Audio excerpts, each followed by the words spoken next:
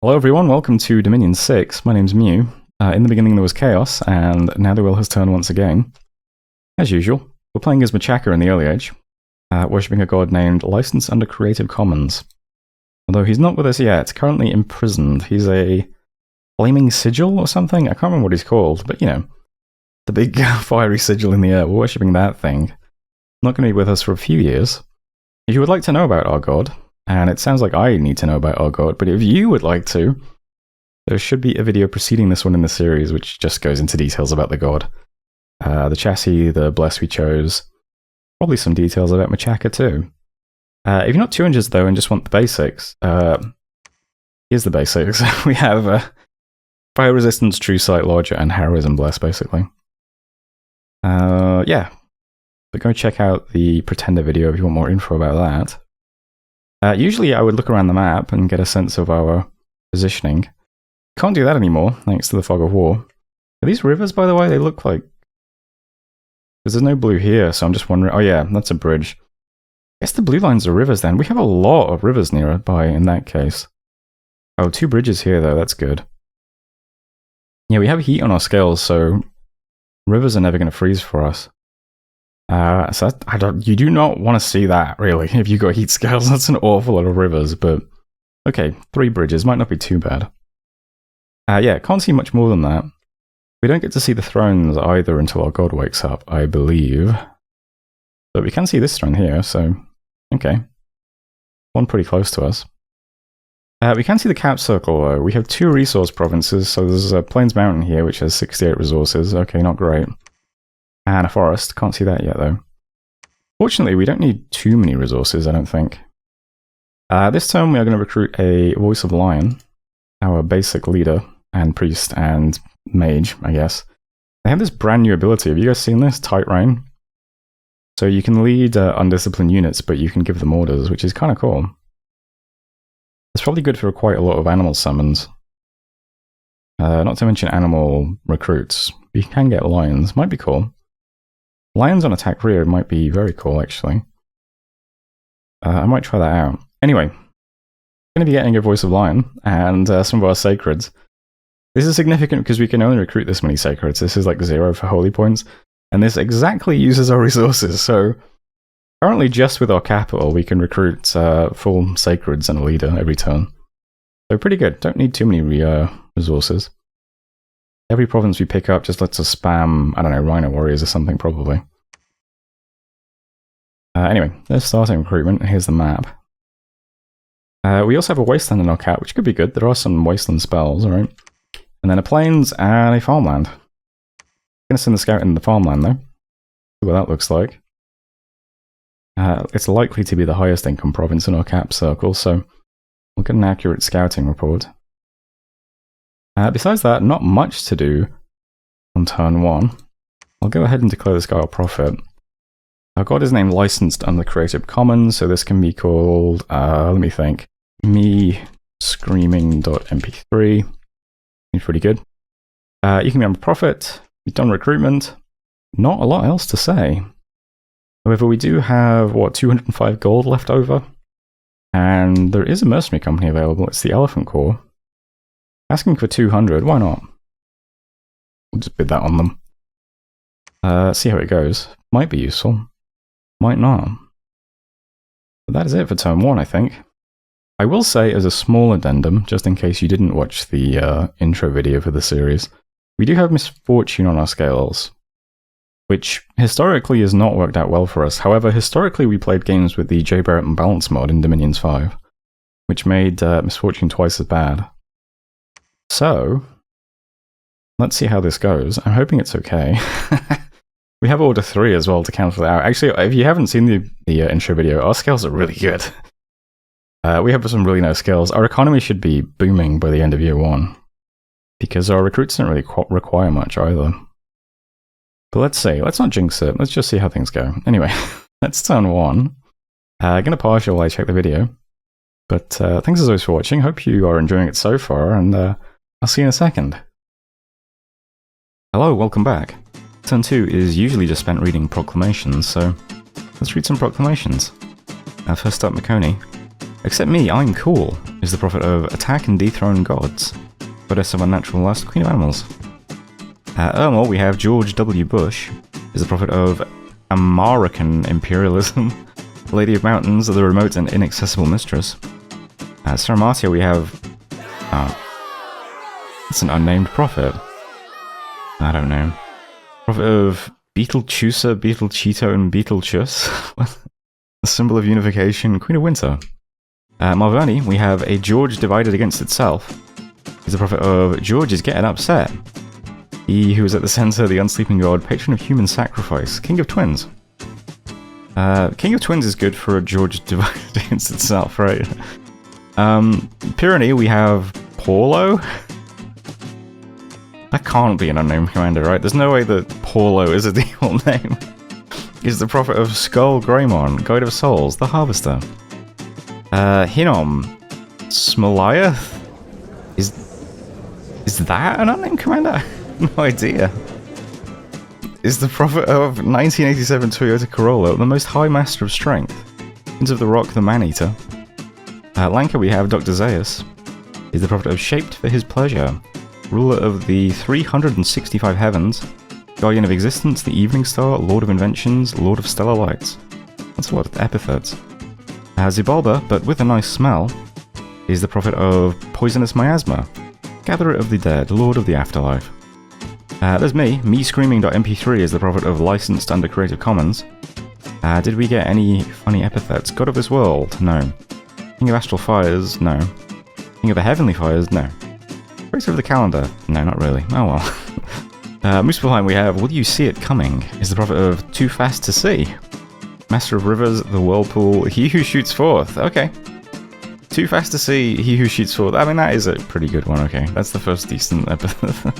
Oh, No Step Familiar. Oh, No Step is the prophet of Snack. God of Gods, Grand Vizier of... Whoa, Grand Vizier of the Lands of Woe? That's a big epithet. August Master and Prince of Near and Close. And that is it for Proclamations. Okay, some weird ones in there. I'm pretty sure this is unnamed. That's disappointing from Saramatia. Anyway, here's the turn now. Turn 2, yeah, usually pretty simple. We can see a couple of provinces though now. The farmland has a report of 140 units. Fortunately, they are just militias and light infantries. Some archers in there too, apparently. We'll get that eventually. You can also see a bunch of long-dead horsemen in the wasteland over here. Might give us some problems. Pretty decent wasteland too, as far as wastelands go. 7k pop. Okay. Up here we have White Peaks, heavy infantry, militias, archers. Again, can't really see the archers, so there might only be a couple. Mostly heavy infantry. Decent province. 97 income, 68 resources. In Asia that we can see here is the smallest report, only 30 units, and also the highest income province we can see, so going to be attacking that one first. 118 income, 42 resources. Pretty nice. Can't see anything else just yet. We do have another throne right next to us. Although this one is going to require some bridge traversal, so I'm going to have to go up here and then to here, I think, if we want to get that. But that's it as far as things we can see. We didn't get the mercenaries, Malvern got them, I think, yeah. And nothing new yet. I think next turn there might be a new company. We've got quite a bit of treasury stashed now. Gonna get another Voice of Lion and, what, 7 more Lion? I forgot what our Dominion is. 1, 2, 3, 4, 5, 6, yeah. 7 more Lion Warriors. Again, just zeroes out to our resources. So, yeah, there's a nice mercenary company next turn. We'll have plenty of gold to bid on them at least. But yeah, gonna be attacking in Asia. I don't really know how to position these guys. I've got my prophet at the back. He's got some bodyguards to help him against melee dudes, but it also means he'll draw more arrows. I just shoved him all the way back here. But he can then start advancing in spells. Our archers are kind of useless. These Machaka warriors are pretty useless. I have to keep them out of melee. I think 0 protection is, you know. Our sacreds are pretty good though. They have a base protection of 7, but then they also have 18 of vulnerability, so as long as we don't run into anything magical or with magic weapons, they have quite a high protection actually. Ours are also enlarged. They have true sight. We'll get extra experience. We don't really need to bless them in combat because so much of our bless is just passive. The only thing Blessing will give them is fire resistance, which is not really relevant during expansion. But I'm going to cast it anyway, why not? It gives them 1 morale, I think, so that's, you know, something. But yeah, they're just all at the front. I want to attack immediately. Archers are just unscripted, they can do whatever. And yeah, we'll attack in Asia. See what things look like next turn. Hopefully we can bid on some mercenaries too, that'd be cool. Speed up expansion. I have not practiced expansion much with this nation. So I'm not sure what I'm going to do to expand. I'm probably just going to get 7 Lion Warriors and then spam Rhino Warriors. But I might try out Lions. We should be able to get quite a few of these. 20 gold and 14 rec. They're a bit more expensive than Rhino, but they're only 1 resource, so as long as we have gold, we can get a ton of these. It would be funny to lead them with lead them at these guys with the tight rain. So we can have them hold and attack rear or something. We'll see how it works out. I think it'll be quite good, but you never know. Otherwise, yeah, Scout's going to head on to Jome, and that is it for this turn. I am the last person to take my turn though, so I'm going to partial while I check the video. And I'll see you in a moment. Hello, welcome back. 1 battle, 1 event. Unfortunately, the event kind of spoils the results of the battle. Since it was in this province, so you know that we win. Although I'm sure there was never any doubt. Prophet, he's pretty safe. Takes him a while to get in range to actually do anything. Besides that, not much to say. Our Sacreds are extremely tanky. Our Machaka warriors, not so much. Yeah, I mean, these guys walking around with 28 hit points, and I don't know what this works out to. 18 invulnerable plus 7 protection. Probably like 20 protection or something, isn't it? At least. So most things are going to have a hard time damaging them. Did you guys just rout? I guess too many of the Machaka warriors died. Yeah, 12 of them died. That's fine though. Just 2 groups of Lion Warriors will be enough to take most provinces just because of how tanky they are, I think. So it's not too bad if we lose a bunch of Machaka Warriors. We'll see though. Event then. Couple of gems. What is this? 6? A magical bird of wondrous colours. Small gems hidden in its feathers. Anyway, here's the map now. You can see some more provinces. Grillium, this giant 140 unit province.